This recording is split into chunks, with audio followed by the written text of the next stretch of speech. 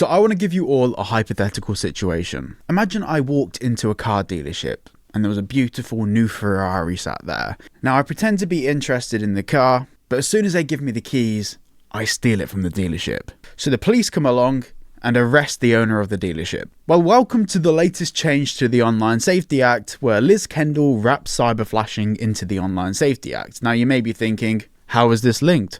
How is this the same thing? Ladies and gentlemen, this is ridiculous. Essentially, they've added a new change to the Online Safety Act, which basically means that you can't be like flashing your chebs on the internet when there could be children in that place. For example, if you're on social media and you haven't like age restricted that content, you can't be putting yourself provocatively on the internet. Now, you may be thinking, okay, so they've made that illegal, so they'll arrest the person that does it. No. If someone goes against the Online Safety Act and puts content of themselves, explicit content of themselves on the internet, it's the platform that's breaking the law. So no, the person doesn't get arrested or in trouble or legal consequences. The social media website does. Let's just dive into the article and you'll see what I mean. Social media giants will be forced to crack down on cyber flashing under new duties to be announced by Technology Secretary Liz Kendall at the Labour Party conference. The move will see unsolicited nude images and videos classified as a priority offence, which, by the way, I understand it's not great, but Jesus Christ, priority offence? The stuff that's happening in the UK, this should not be a priority offence. The police are stretched as it is under the Online Safety Act, placing strict new obligations on platforms to detect and remove the material or risk penalties of up to 10% of their global revenues, and in the most severe cases, having their services blocked in the UK. They've finally said it. We're gonna get deeper into that. But very quickly, if you want to access content that may be blocked in the UK, maybe due to some dystopian laws, make sure you check out Private Internet Access VPN.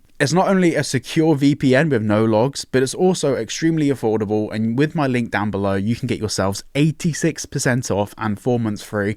And at the moment, it's the best way to support the channel. I've repeatedly had quite a lot of videos like taken down or demonetized, and it's very clear that this sort of content is a bit techie on YouTube. So if you want to support the channel, please make sure to go and check out Private Internet Access. Honestly, I promise you'll really enjoy using it. It's so easy to use. It allows you to choose from 91 countries. And if you want to be in a server in the US, you can just change to one of the 50 US states. But essentially, it's like unlocking the internet. It's brilliant. I'm not saying you should use Private Internet Access to get around the Online Safety Act. It just happens that VPNs sometimes are used for that. Yeah, that should be fine.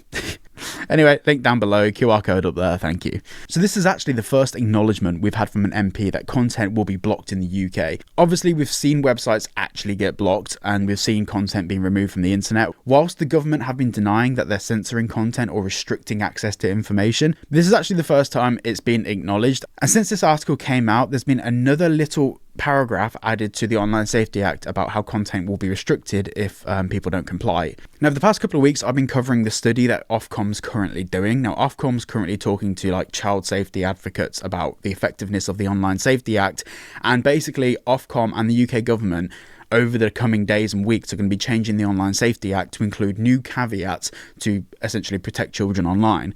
That's why we're starting to see changes being added to the Online Safety Act.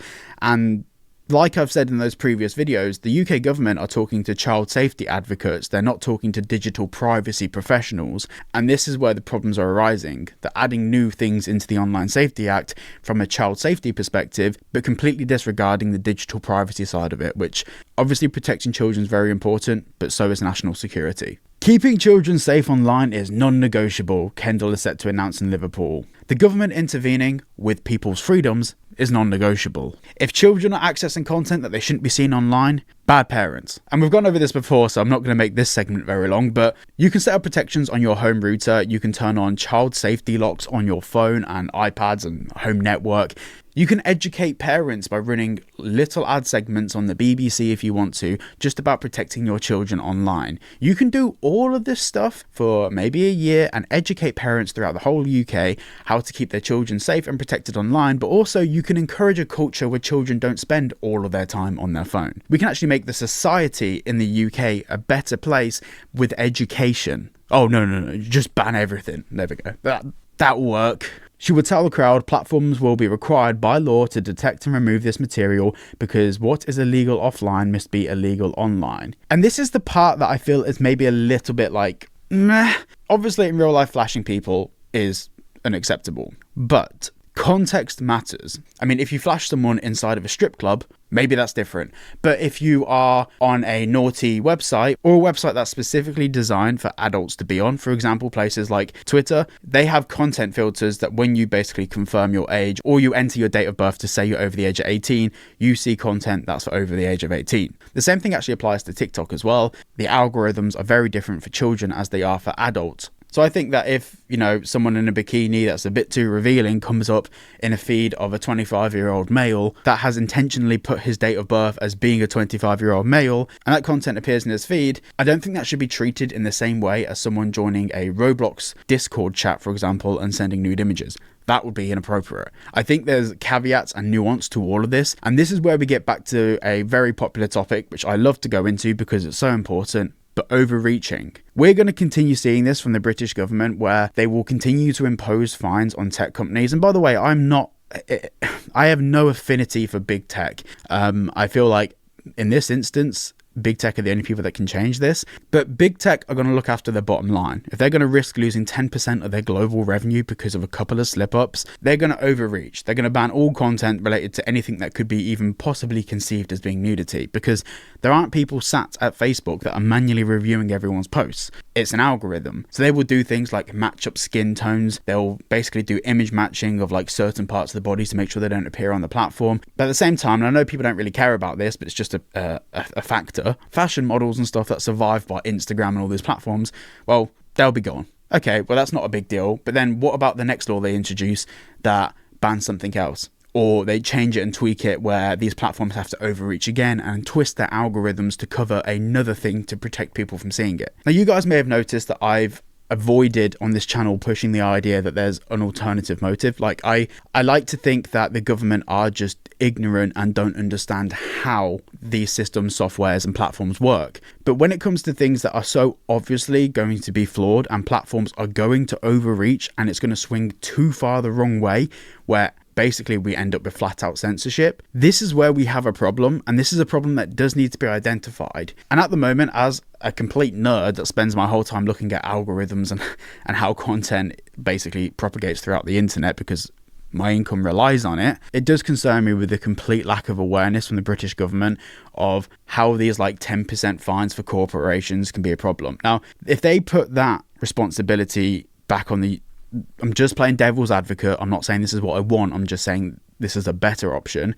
If they want to make cyber flashing illegal, fine, do it. But the person that did it should be the one that gets in trouble, not the platform it's on. Because if you're fining the platforms that it's on, that's where we get the things that we've just discussed, where they overreach and they censor everything. If it's about the actual law and upholding the integrity and the innocence of children, then why wouldn't you find the person that did the crime? Why would you find the platform it's on? That makes me think that they understand that platforms will overreach, and that's exactly what they want. But as I mentioned earlier, loads of new changes are going to be made to the Online Safety Act, and I'm just like, it's not going to stop. This will not stop. This will carry on, and it's going to get gradually worse from not just a national security perspective, but it's going to get worse from an access to information perspective. We're going to be getting content censored all the time wrongly, because at the moment we're having to trust social media algorithms to overreach. Make sure to check out private internet access at the link down below. If you did enjoy today's video, please make sure to like and subscribe. It really does help the channel, and I shall see you all in the next one.